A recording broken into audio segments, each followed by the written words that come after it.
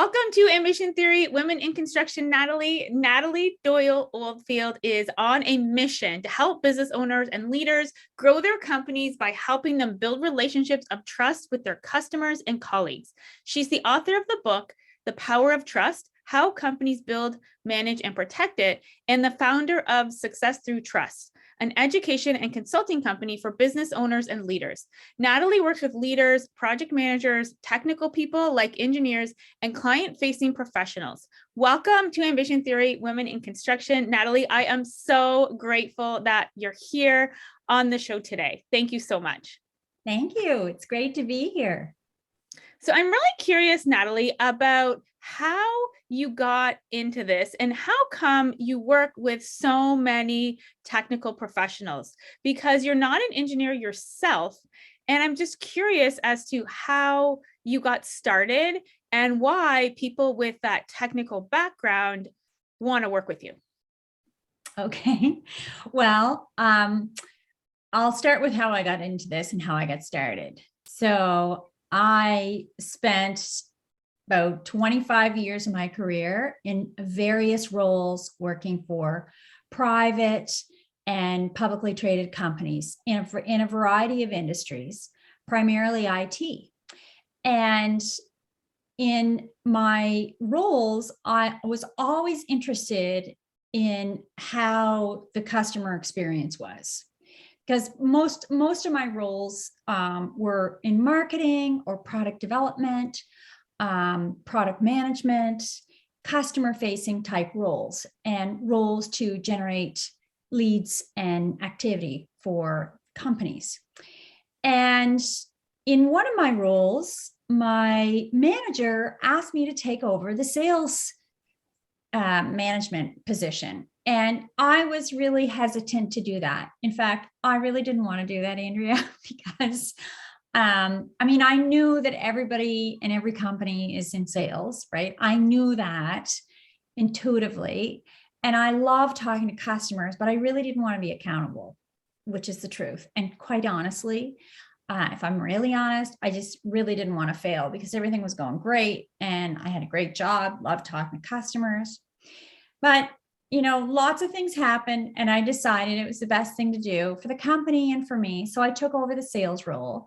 And very quickly after that, we had a financial crisis. It was a long time ago, 2008. And we were selling software to the hospitality and conference center industry. Well, okay, when people stop spending money and there's, travel bans, hotels aren't buying things. So fast forward, here I was in this new role, and I didn't know how to sell, and I didn't know what to do. So I talked to a lot of people who were in the industry, who were great in sales. And then I talked to people who weren't in the industry, who are really good in sales. And I asked them, what do you do? How are you so successful? And the common denominator was, we just focus on our customer. We just have great relationships. So we just did that. That's what I did for several months with my team. And we just focused on the customer and building and strengthening the relationships. And our sales started going up. And then I got so interested in how, in a B2B environment, customers decide to trust and customers mostly decide to buy, that I went back to school and found out in my graduate research that they're deciding to trust first, then they decide to buy. So that's how I got into it. I kind of fell into it. And I went in to do my research around and my graduate work around how do they decide to buy, but very quickly learned it's all about trust. And then I got so excited about it because it was working. And so I started telling everyone I could about it, teaching it, still while working full time. And then I decided that I would test it out. And I created a framework using the scientific method, which brings me to the second part of your question. It's why are engineers interested in it? Well, engineers are scientists, if you will, right? And they like repeatable systems and frameworks based on science and evidence, in my experience. And you're right, I'm not an engineer. My son is, which is a coincidence. I'm very proud of him, but I'm not. However, I do work with a lot of business owners and leaders who are, and I believe that the fact that my tools and the practical lens, if you will, of how I apply the framework to build trust resonates with them. And the framework is actually applications based, which means you can apply these principles to different situations. Okay. So these engineers are really interested in you and they're interested in your process, but I want to go take a step back. Why do you think engineers need help with this? Well, I think, why do engineers need help with this? I think folks that haven't focused on relationships and developing relationships really value this. So technical people, in my experience, like engineers, or any technical discipline, they focus on that skill area. So, for example, an engineer who's a mechanical engineer or an electrical engineer, for example, would focus all his or her capabilities there. A really strong accountant is a technical person in my world, right? I look at that person and, he or she may focus on learning that technical skill. A physicist might be another one, or, someone who's a welder or an electrician.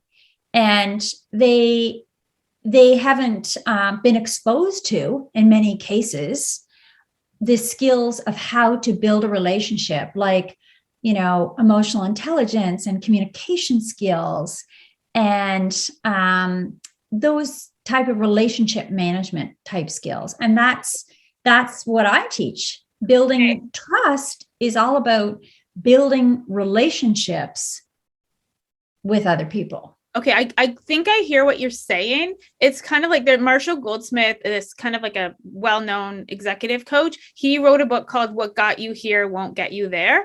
And I think it's resonated with me. That concept is that you get to a certain point in your career because of the technical skills that you bring to the table.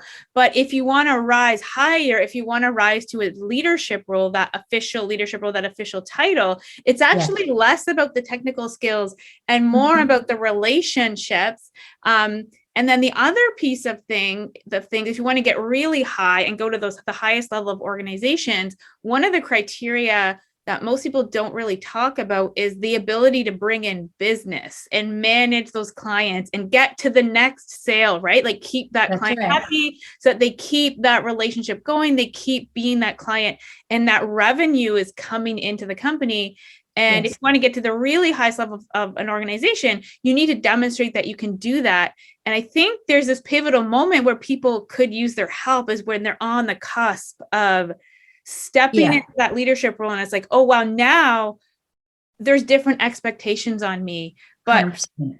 Their degree didn't really prepare them for that. What they were evaluated on before wasn't that criteria. It's a whole new set of criteria. So thank you for explaining that. Yeah. And if you, so I love that you mentioned that, because there are many people that I work with that have, worked to a management level, a leadership level, and yet they're missing one piece to get to the next level. And it could be, learning how to manage client expectations. To your point, it could be about bringing in the business. And when you learn to manage relationships, build them, and protect them, to maintain them, it actually, I've seen it, and I'm sure it talks about this in the book. It can change the trajectory of your entire career. Totally. Which is kind of exciting, really. So I want to know, before we go there, what happens if you don't invest in these skills? Well, I mean, most likely you stay where you are, right? You stay where Yeah. you are. I mean, we all know of really strong technical people, and I use the word technical loosely, right? We know strong technical people who are really good at their job but never advance in the company. And that's okay if that's what they want. However, to your point, I mean, really truly is about learning the skills and of building relationships. And, I have one client who manages, or who's the owner of a manufacturing company. And he likens it to, it's about building confidence, right? Lots of people in a firm, you get to a certain level, but then there's a time in relationships that you have to be able to build confidence in other people around you in order to get to the next level. Oh, so instead of like all the technical skills, build your own confidence. And then if you want to build confidence in others, it's about the relational skills. Is that what you mean? Yes. Yes. Oh, I love that. So that's that next level. Instead of like relying on your own expertise, you're actually bringing out the expertise in others, and you have to build trust. You have to build those relationships to do that. So I want to talk about how you actually do that, because the word trust is thrown out a Yeah. lot, but I don't actually use it in my everyday life, in my job, to be honest. So I don't know if I'm really thinking as I go to work, like, how can I build trust with my customer today? How can I build trust with my direct reports? It's not, it may be in other people's minds as like something in the back of their head to focus on, but it's not in mine. So how do we actually do that? Okay. Well, I guess the very first thing that I would say is have a deliberate focus that that every relationship you want to make an impact and build a relationship of trust with. Because if you trust is the foundation for any experience, any relationship, right? You can't have a relationship with anyone unless there's some foundation of trust. And, you know, we know when it's there and we know when it's not, right? We know when it's there because we feel it. It actually feels comfortable. It feels easy versus it's uncomfortable. You're sort of wondering what's happening, what someone's motives are. And, from a more practical level, if you will, when you have trust, things go quicker, right? You send someone an email, it's a quicker exchange, it's a quicker back and forth. You can call someone on the phone and they answer your call versus not responding to your calls. You send them a proposal and they open the proposal and you can walk through it versus you send it and there's nothing. There's all these little signals or indicators, if you will, that when the trust is there. And then when it's not there, we know, right? We know intuitively. So we may not use it in our everyday language, but everybody knows what it feels like, right? Yeah, We do.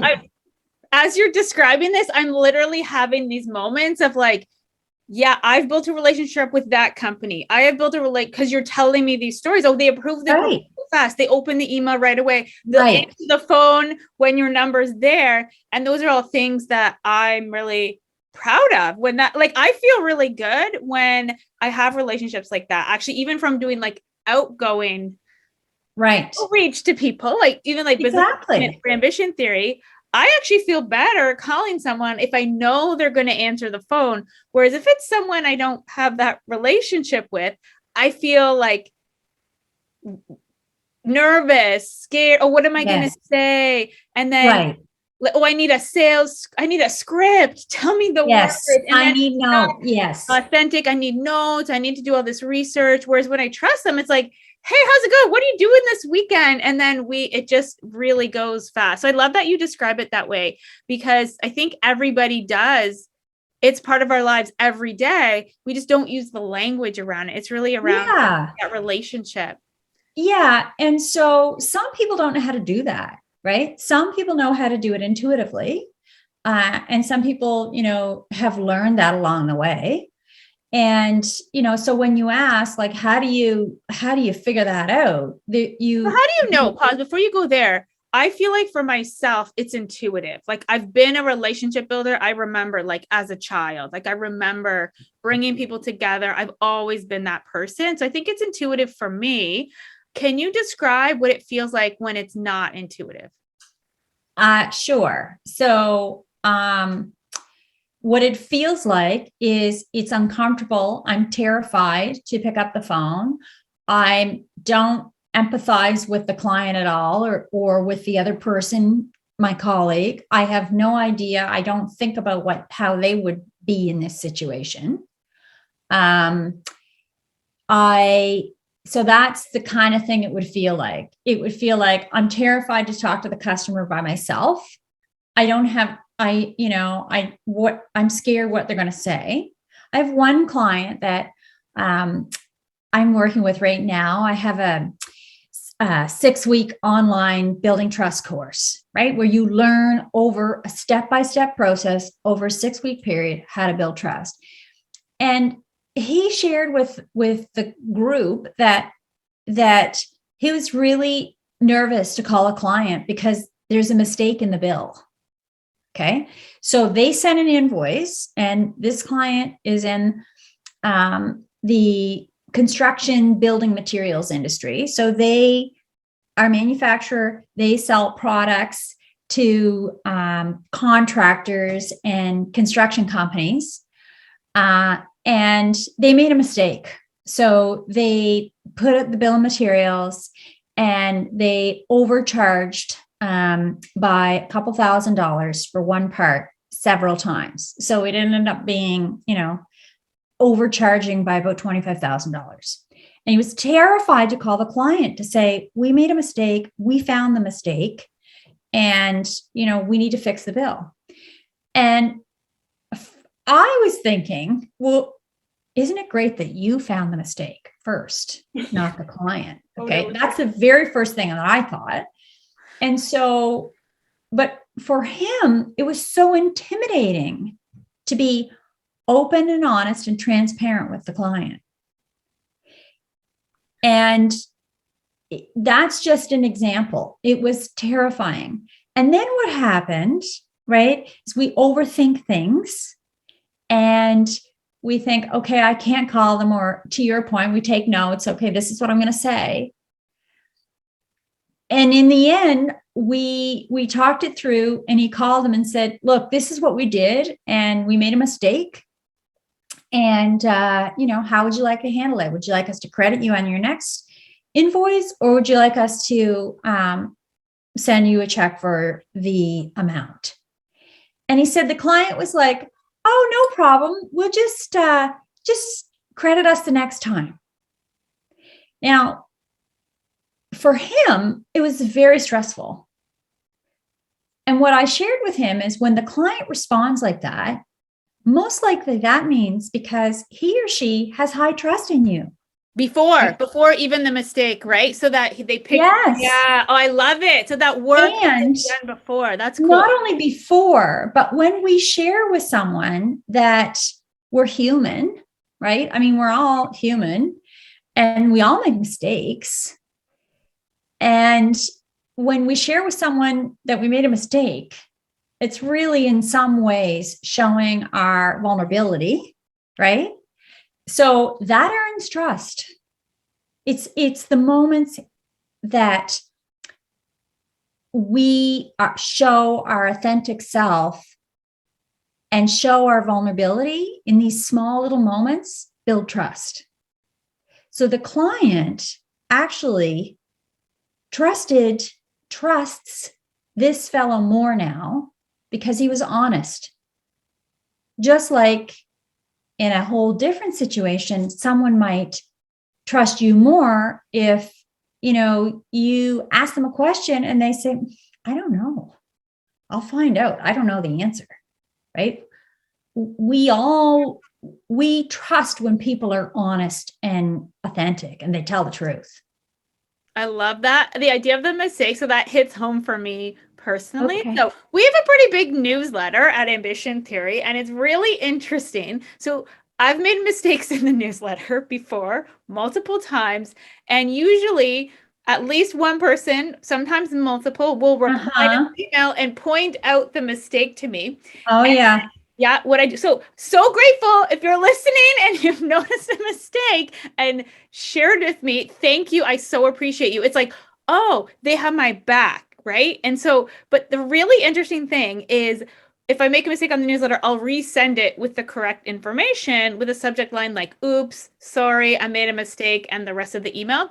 Every single time, the open rates on the email are higher for the oops version Interesting. than for the first version. Because I think that it's that idea of like, oh, she's being vulnerable. She's human. Oh, she That's made a yeah. mistake. I'm interested in what she has to say. Yeah. Whereas without like not doing anything, it's like people are not as interested. So thanks for sharing that. That's really powerful. And I want to actually, I'm really curious about companies Yeah. because like when there's strength, when there's trust within a company, does that necessarily mean there's trust with all the employees, or like could there be like an employee that has not good trust with the person? And how does that work like when there's these different dynamics of relationships in one organization? That's a big question.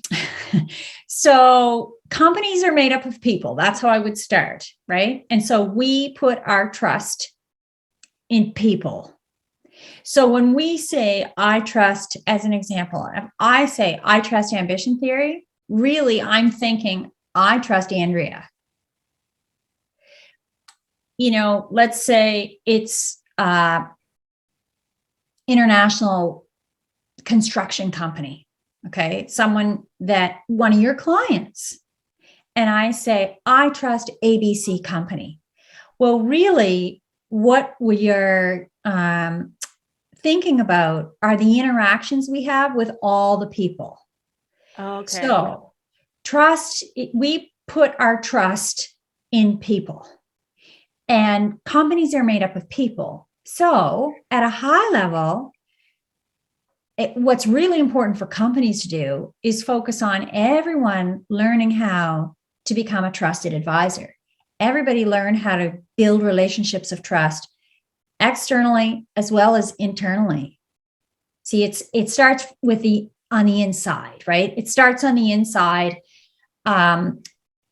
with having trust inside the organization, and then it cascades out to stakeholders, suppliers, partners, investors, customers, and everyone outside the organization. So it's baked into the culture, right? These are the behaviors we expect in the company. We expect all our employees Yes. to kind of show up at this standard. And then you have those relationships inside. So then when all of those individuals are communicating outward to their various people Yeah. and those relationships, it's really like there's already that standard of behavior. So they're kind of, it just extends beyond. And that's how you really build that corporate brand.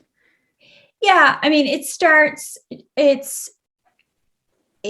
definitely, best case scenario, best practice, it is baked into the culture, right? It's about having it as part of how a company does things, part of their DNA. Ultimately, it starts at the top with the leadership team and works its way throughout the entire organization. And, I'm a firm believer that everyone in the company has a part to play in building a relationship of trust with the customer. And everyone in the organization has a part to play in building the culture of trust, because it's like any culture, right? It's what you do around here, right? So if everyone's talking about trust and building relationships and the importance of it, and everyone understands how it, drives business results and business performance, then it becomes part of the culture. And I mean, let's face it, I would say most high performing organizations want to have a culture of trust. I would say most organizations worldwide, it doesn't matter what, stage they're at, want to have trust inside the company, right? I mean, we want to work with people we trust. We want to have coworkers and colleagues that we trust. And when we do, I mean, the studies show that, it's the key ingredient to a high performance team.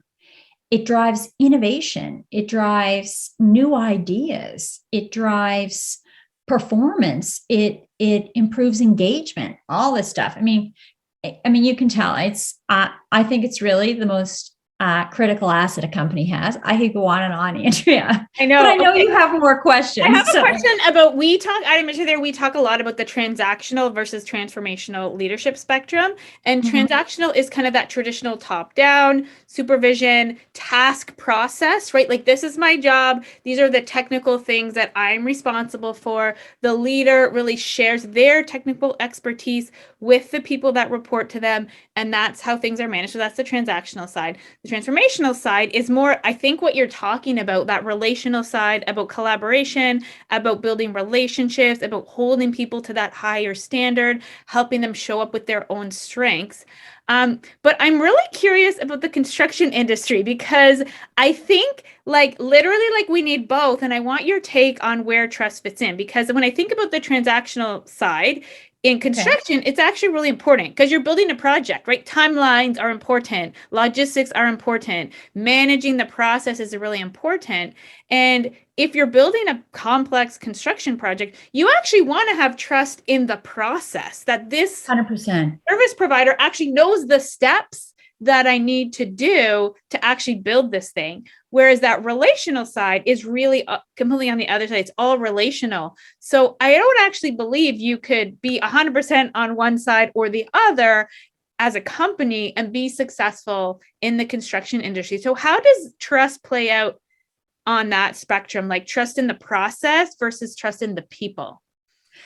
I don't think it's a versus. I would agree with you that it's both. And when you have trust, people are empowered to make the decisions, right? So I think that's a key element here, is that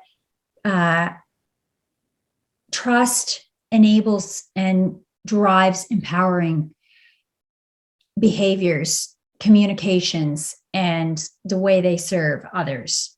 So when you're empowered, you can make decisions, right? And, you may find out on a Friday afternoon, as an example, that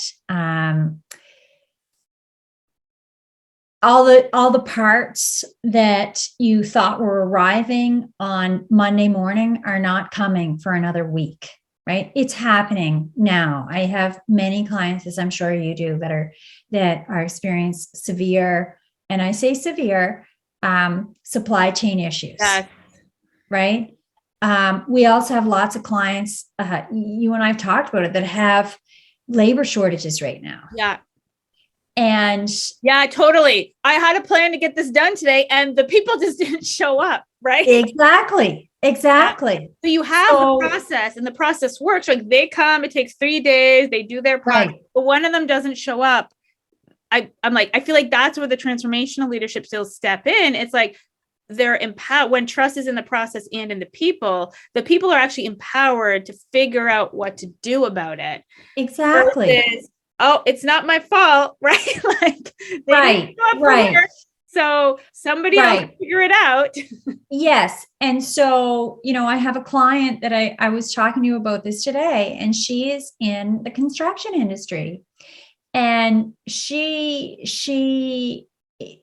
manages the schedule. She's a project manager. She's like literally the queen of logistics and scheduling and projects. And she was sharing with me that it's a constant juggle. And she, one of the things we talk about a lot in our 6-week program is managing expectations during uncertainty, right?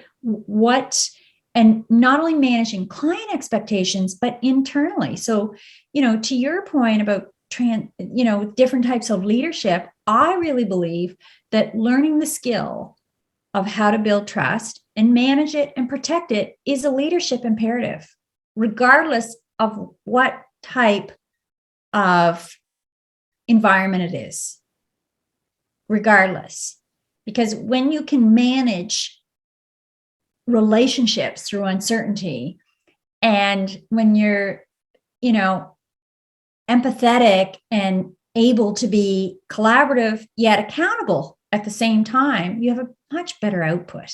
Okay, I love this because I'm sure a lot of people listening are dealing with this supply chain issues, labor shortages. So what do you do? Literally, like if this happens on Monday, what do you do? And you haven't really been thinking about this before. You're like, I want to get started because I know this problem's going to happen, right? It's probably going to happen at some point in the next couple of weeks. So what do you do? Well, the first thing you do is, if it's Friday afternoon, like it is now, and it's going to happen on Monday, or you're in a company, an environment that it may happen, what I would suggest, what I would say is there's several steps to managing client expectations. And step number one is to really identify the issues, the questions, and the concerns that the client might have, right? So the client could be someone in another department, Andrea. It could be one of the tradespeople, right? So when I use the word customer or client, it's whoever it is you're serving, you're interacting with, right? Yeah. So that's step number one. And then it's identify all the things that are out of your control, right? So the truck not showing up with the drywall, or, the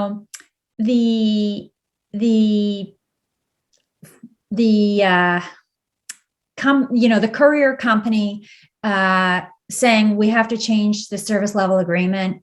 We're so backed up, we can't do that. Like those things are out of your control, just like the weather is out of your control, right? If you think about the airline industry, it's complex, like the construction industry. And they've actually taught us to expect issues and delays, right?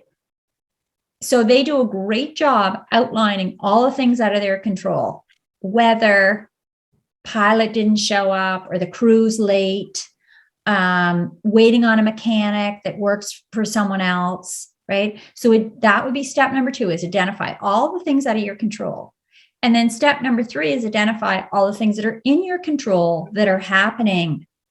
So, everything from having enough project managers, having enough, the site supervisor who knows what's happening on the job site. And then while you do that is then identify, okay, what do you want to tell the other person, right? How do you want to educate them? What do you need to inform them of? What would be helpful? So I think it's like communication is the theme, right? Yeah, it's part of it. It's part of it. And so step 5 is to communicate. But as we know, or many of us know, you can't expect to be trusted with poor communication, with poor behavior, regardless of how well you communicate. Oh, right? So you have to do what you say you're going to do? Is that simple? Do what you say you're going to do? Yeah. Yeah. You got to walk the talk. You got to do what you say you're going to do. And so, trust has 3 components. So there's 3 components, and, I liken it like a triangle. Okay. So there's 3 sides to a triangle. Trust has 3 components: how we communicate, how we serve, and then the bottom is how we behave, right? So the communication, it's got to be clear communication. It's got to be consistent. It's got to be honest. It's got to be believable, right? It's got to be understandable. And then behavior it has to be reliable. It has to be ethical. It has to be predictable, focused on motives and intentions to act in the other person's best interest. And then service has to be sincere and authentic and empathetic. So, like a triangle, you have to have all 3 sides for trust to be present. right? You can't, like I said, you can't expect to be trusted with poor behavior and great service. Or so communication's a big part of it. It's just one part of it though. Okay, this is amazing. This is really great. And I want to break it down to like one thing, because we always end our podcast with an action that people could take within 24 hours after learning something new. So it has to be only one thing. And I love it. Yes, I know that we need the three. You absolutely need the three, but where should you start? Like on which one? So, the one thing you can do in the next 24 hours is to choose a person. Like, let's be really practical. Choose one person that you want to build a relationship with or strengthen, or maybe repair it, protect it or repair it. So choose one person. That's step number one.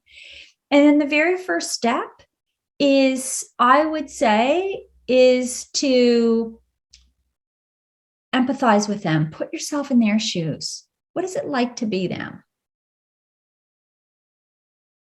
Okay. You think about what it's like to be them, and then what? Well, when you actually demonstrate empathy towards someone, so you actually, think about their situation, what it feels like to be them, what they've got going on in a typical day in the life, all the things that they're juggling and dealing with, then your response to them changes, Andrea. That's why it's step number one. Oh, so before you even do anything with them, before you even like get out of yourself, you actually got to do the work on the inside. Oh, that is good, Natalie. Thank you for that one. So I'm really curious, how do people connect with you? Well, a couple of ways. I would say the easiest way would be to either go to my website, which is successthroughtrust.com. And on that, I have a newsletter that you can sign up for. I have another way you can connect with me is through LinkedIn, and would love to connect with you through LinkedIn. And, you could also send me an email, and my email address is on my website. It's noldfield@successthroughtrust.com. Okay, amazing. Thank you so much, Natalie. I learned a lot from this episode. I really enjoyed this conversation, and thank you for sharing your insights with us today. Yeah, well, thanks for having me. We talked about doing this for so long. I'm so glad we did.